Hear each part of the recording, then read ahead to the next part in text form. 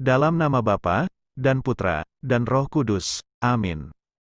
Bacaan pertama tanggal 15 Januari tahun 2021. Diambil dari Ibrani bab 4 ayat 1-5, dilanjutkan ayat 11. Sebab itu, baiklah kita waspada, supaya jangan ada seorang di antara kamu yang dianggap ketinggalan, sekalipun janji akan masuk ke dalam perhentiannya masih berlaku.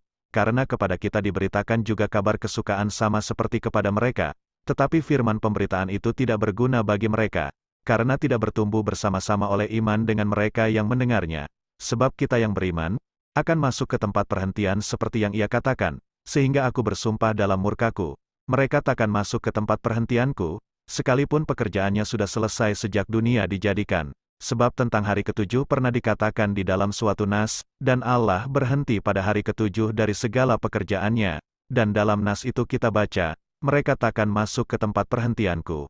Karena itu baiklah kita berusaha untuk masuk ke dalam perhentian itu, supaya jangan seorang pun jatuh karena mengikuti contoh ketidaktaatan itu juga. Demikianlah sabda Tuhan. Mazmur bab 78 ayat 3, dilanjutkan 4bc, dilanjutkan 6c-7, dilanjutkan ayat 8, yang telah kami dengar dan kami ketahui, dan yang diceritakan kepada kami oleh nenek moyang kami, tetapi kami akan ceritakan kepada angkatan yang kemudian puji-pujian kepada Tuhan dan kekuatannya dan perbuatan-perbuatan ajaib yang telah dilakukannya, bangun dan menceritakannya kepada anak-anak mereka, supaya mereka menaruh kepercayaan kepada Allah dan tidak melupakan perbuatan-perbuatan Allah, tetapi memegang perintah-perintahnya, dan jangan seperti nenek moyang mereka, angkatan pendurhaka dan pemberontak, angkatan yang tidak tetap hatinya dan tidak setia jiwanya kepada Allah. Demikianlah sabda Tuhan. Bacaan Injil diambil dari Injil Markus bab 2 ayat 1-12. Kemudian, sesudah lewat beberapa hari, waktu Yesus datang lagi ke Kapernaum, tersiarlah kabar bahwa ia ada di rumah.